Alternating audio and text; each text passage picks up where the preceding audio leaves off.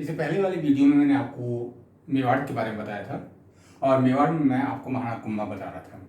ये महाराणा कुंभा को समझने से पहले आपको मेवाड़ के इतिहास को जानना बहुत ज़रूरी है। मेवाड़ के इतिहास से मतलब मेरा कि मेवाड़ में जो प्राचीन बप्पा रावल का वंश था उसके साथ क्या हुआ और ये सिसोदिया राजवंश जिसकी मैं आपको बात बता रहा हूँ वो कैसे गद्दी पे बैठा।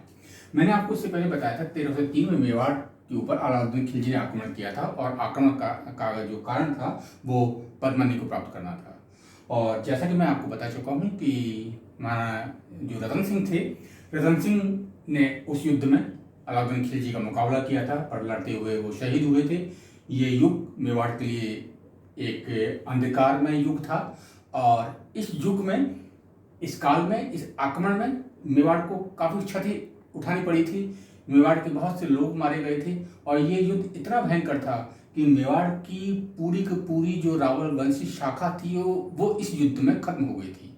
और जैसा कि मैं आपको बता चुका हूँ, इतिहास में बहुत कम ऐसे क्षण होते हैं जबकि कोई पूरा का पूरा राजवंश या पूरा वंश ही खत्म हो जाए। ये शायद इतना भयंकर युद्ध था कि बप्पा रावल का पूरा वंश था वो खत्म हो गया था। गद्दी में बैठने वाला कोई नहीं बचा था। अलाउद्दीन खिलजी ने युद्ध को जीतने के बाद उस किले को अपने बेटे खिदिर खां को सौंप दिया था। खिदिर खां को वहां का प्रशासक बना दिया था। खिदिर खां वहां के प्रशासक के रूप में थोड़े समय तक शासन करता रहा, परंतु जो मेवाड़ के लोग थे, मेवाड़ के लोगों ने खिदिर खां को टिकने नहीं दिया, उसका मुकाबला किया और बहुत जल्दी खिदिर खां को मेवाड़ छोड़ के भागना पड़ा।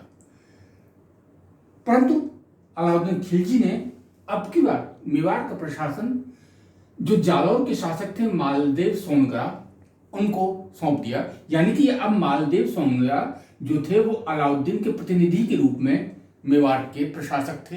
अलाउद्दीन के प्रतिनिधि के रूप में उनको मेवाड़ के ऊपर शासन करना था। पर मेवाड़ी लोगों का जो स्वतंत्रता संग्राम था वो चलता रहा। वो मालदेव को भी मानने को तैयार नहीं थे। वो मालदेव का भी विरोध करते रहे, पर किसी तरह मालदेव अपना समय पूरा करते रहे, कर पाने में सफल रहे। उनके बाद, उनकी मृत्यु के बाद उनका बेटा बनवीर गद्दी पे बैठा। शायद ये लगभग 1326 के आसपास की बात है। बनवीर को मेवाड़ी लोगों ने भगा दिया और इस मेवाड़ी विद्रोह का नेतृत्व किया था वहां के तत्कालीन नेता हमीर सिसोदिया ने इस विद्रोह का नेतृत्व किया था। हमीर के नेतृत्व में मेवाड़ के लोगों ने विद्रोह किया और बनवीर को वहां से भगा दिया। हमीर कौन था, ये प्रश्न महत्वपूर्ण है। हमीर बप्पा रावल के वंशज नहीं थे। हमीर एक नए राजवंश के थे। रावल वंश की एक छोटी शाखा थी सिसोदिया, उसके ये वंशज थे और सिसोदा गांव के रहने वाले थे। इसलिए अब जो वंश मेवाड़ की गद्दी पर बैठने वाला था वो अब सिसोदिया वंश था। और ये अपने आप को रावल नहीं कहते थे, ये अपने आप को राणा या महाराणा कहते थे। अंतर समझ लीजिए कि हमीर के वंशज अपने आप को राणा कहते थे या महाराणा कहते थे, परंतु बप्पा रावल के वंशज अपने आप को रावल कहते थे। रतन सिंह जो कि अलाउद्दीन खिलजी से हारे थे वो अपने नाम के आगे रावल लगाते थे, परंतु हमीर के बाद जो पीढ़ियां वर्तमान तक जो गद्दी में बैठी हैं वो अपने नाम के आगे राणा या महाराणा लगाती हैं। तो हमीर गद्दी में बैठे और हमीर ने थोड़े समय तक मेवाड़ के ऊपर शासन किया। हमीर के बाद उनके बेटे क्षेत्र सिंह गद्दी में बैठे, मेवाड़ की गद्दी पे बैठे और क्षेत्र सिंह के बाद उनका पुत्र लक्ष्य सिंह या फिर लाखा गद्दी में बैठा। लाखा का जो इतिहास है मेवाड़ के इतिहास में बहुत महत्वपूर्ण इसलिए है कि वृद्धावस्था में लाखा ने एक गलती की। वो गलती कह लीजिए या फिर उस समय की परंपरा कह लीजिए। लक्ष्य सिंह ने वृद्धावस्था में मारवाड़ की राजकुमारी हंसाबाई के साथ विवाह किया। मारवाड़ के शासक का नाम चूंडा था। उनका बेटा रणमल था और बेटी का नाम हंसाबाई था। उस राव चूंडा ने अपनी बेटी की शादी लक्ष्य सिंह के साथ कर दी, परंतु शादी की एक शर्त थी जो कि मेवाड़ के इतिहास में काफी युग परिवर्तनकारी थी। वो शर्त थी कि अगर हंसाबाई के कोई पुत्र होता है तो वो मेवाड़ की गद्दी पे बैठेगा। आप पूछेंगे इसमें नई बात क्या थी? लक्ष्य के पहले ही एक बेटा था चूड़ा, जो काफी बड़े थे और गद्दी के वास्तविक अधिकारी थे, परंतु शर्त यह थी कि हंसाबाई के अगर कोई पुत्र होता है तो चूड़ा के स्थान पर हंसाबाई के बेटे को मेवाड़ की गद्दी दी जाएगी। उस युग में राव चूड़ा ने एक बहुत बड़ा त्याग किया अपने पिता के लिए, और उन्होंने अपने पिता को यह वचन दिया था कि अगर हंसाबाई के कोई पुत्र होता है तो वो मेवाड़ की राजगद्दी को छोड़ देंगे। शादी के थोड़े समय बाद हंसाबाई के पुत्र हुआ जिसका नाम मोकल रखा गया। 12 साल की उम्र में शर्त के अनुसार मोकल मेवाड़ की गद्दी पर बैठे। राव चूड़ा को गद्दी नहीं मिली, परंतु राव चूड़ा ने एक संरक्षक के रूप में, एक बड़े भाई के रूप में, मोगल के संरक्षक के रूप में मेवाड़ का वो अप्रत्यक्ष शासन चलाते रहे। थोड़े दिनों तक दोनों भाइयों में बहुत अच्छे संबंध रहे, परंतु हंसाबाई को ऐसा लगा कि कहीं राव चूड़ा उनके बेटे को सत्ता से हटा न दें। अपने बेटे की रक्षा के लिए उन्होंने राजनीतिक चाल चली। उन्होंने अपने भाई रणमल, जो मारवाड़ के शासक थे, उस रणमल को मेवाड़ आमंत्रित कर लिया कि आप आइए और मेवाड़ का प्रशासन संभालिए। यह हंसाबाई की बहुत बड़ी भूल थी कि मेवाड़ की राजनीति में उन्होंने मारवाड़ का हस्तक्षेप घुसा लिया, और इसका परिणाम यह हुआ कि अब मारवाड़ का हस्तक्षेप मेवाड़ के अंदर होने लगा।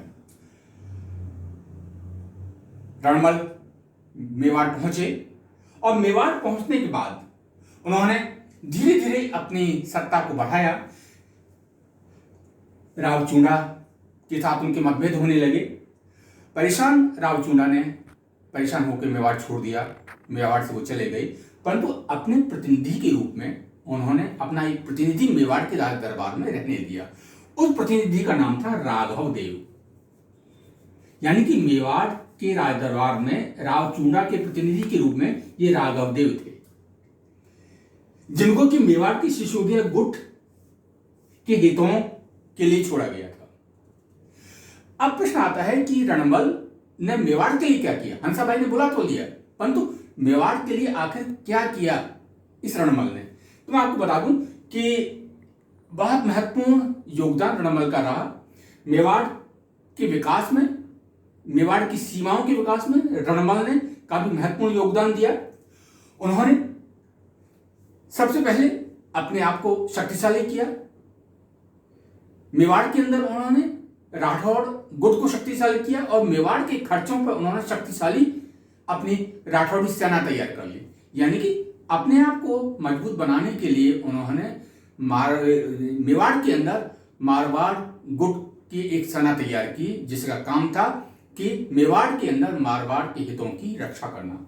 फिर रणमल ने कुंभा के लिए सिरोही का जो देवड़ा शासक था सबल, उसको पराजित किया, और उससे आबू का प्रदेश, बसंतगढ़ का प्रदेश, भूला का प्रदेश, पूरी सिरोही, ये सारे के सारे प्रदेश छीन के मेवाड़ में मिला दी। यानी कि राज्य विस्तार की दृष्टि से देखा जाए तो सिरोही को हराना और सिरोही से आबू, बसंतगढ़ जैसे जो इलाके थे वो छीन लेना एक बहुत बड़ा योगदान था मेवाड़ की राजनीति के अंदर।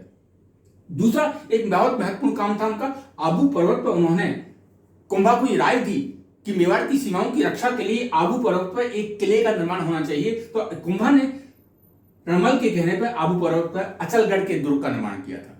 यानी आबू पर्वत का एक बहुत महत्वपूर्ण दुर्ग था ये अचलगढ़, ये रणमल के कहने पर किया गया। 1435-36 में रणमल ने बूंदी के चौहान शासक बैरिसाल को हराया, और हाड़ाओं का दमन, यानी बूंदी के जो शासक थे वो हाड़ा थे, हाड़ाओं का दमन रणमल की शक्ति की पराकाष्ठा थी। यानी कि वो बूंदी जीत चुके थे, सिरोही जीत चुके थे, आसपास के बहुत से विद्रोही राजाओं का उन्होंने दमन कर दिया था। इसके बाद उनकी शक्ति पराकाष्ठा पहुंच चुकी थी, उन्होंने एक गलती कर दी। अपनी शक्ति के अहंकार में 1437 में उन्होंने जो सिसोदिया गुट के नेता थे राघवदेव, उनका कत्ल करा दिया। मेवाड़ के इतिहास में राघवदेव की हत्या बहुत महत्वपूर्ण थी, सिसोदिया गुट इससे नाराज हुआ। उस सिसोदिया गुट में प्रतिशोध की भावना पैदा हुई और सिसोदिया गुट ने किसी भी स्थिति में इस हत्या का बदला लेने की प्रतिज्ञा की। और इस सिसोदिया गुट ने राणा कुंभा को यह समझाया कि ये रणमल मेवाड़ की गद्दी पर अधिकार करना चाहता है। कुंभा ने भी बढ़ती हुई रणमल की शक्ति को थोड़ा पहचाना और एक षड्यंत्र रचा गया। उस षड्यंत्र के तहत एक भारमली नामक एक युवती को तैयार किया गया। उस युवती ने रणमल को रात भर शराब पिलाई और जब रणमल शराब पी के बेहोश हो गई तो उनकी पगड़ी से उनको बांध दिया गया और उसी हालत में उनकी हत्या कर दी गई। बहुत महत्वपूर्ण घटना थी। राघवदेव की हत्या के बाद रणमल की हत्या भी मेवाड़ के इतिहास की एक बहुत महत्वपूर्ण घटना मानी जा सकती है। और इस हत्या का परिणाम ये हुआ कि आगामी वर्षों में यानी आगामी 75 वर्षों तक मेवाड़ और मारवाड़ के बीच लगातार संघर्ष चलता रहा। मारवाड़ रणमल की हत्या को नहीं भूला, मेवाड़ अपने अस्तित्व की रक्षा के लिए सावधान रहा। परिणाम यह निकला कि आगामी 75 साल तक दोनों राज्य आपस में टकराते रहे और इस संघर्ष का परिणाम यह निकला कि दोनों ही राज्य धीरे धीरे कमजोर हुए। तो ये आज की वीडियो में मैंने आपको ये बताने की कोशिश की है कि जो लखन सिंह ने ये शादी की थी हंसाबाई के साथ, उसका ये परिणाम निकला था कि मेवाड़ के राज दरबार के अंदर राठौरों का वर्चस्व बढ़ा और उस वर्चस्व के कारण मेवाड़ के उस राज दरबार में गुटबाजी पनपी। एक गुट राठौरों का था, एक गुट सिसोदियों का था। ठीक है, रणमल ने मेवाड़ के राज्य विस्तार में महत्वपूर्ण योगदान दिया था। सिरोही जैसे प्रदेश, बूंदी जैसे प्रदेश उन्होंने जीते थे। आसपास के विद्रोहियों को उन्होंने दबाया था। मेवाड़ की ताकत को उन्होंने बढ़ाया था। परंतु उन्होंने मेवाड़ के जो मूल निवासी थे सिसोदिया, उनको भी कमजोर किया था। और मेवाड़ के मूल सिसोदिया इस बात से सहमत नहीं थे कि कोई दूसरे राजवंश का कोई व्यक्ति उनके आंतरिक मामलों में हस्तक्षेप करे। परिणाम ये निकला कि दोनों गुटों में संघर्ष हुआ और राघवदेव भी मारे गए और रणमल भी मारे गए। परिणाम ये निकला कि आगामी 75 साल दोनों के बीच संघर्ष चला। आने वाली वीडियो में कुंभा के और उपलब्धियों के बारे में मैं जानकारी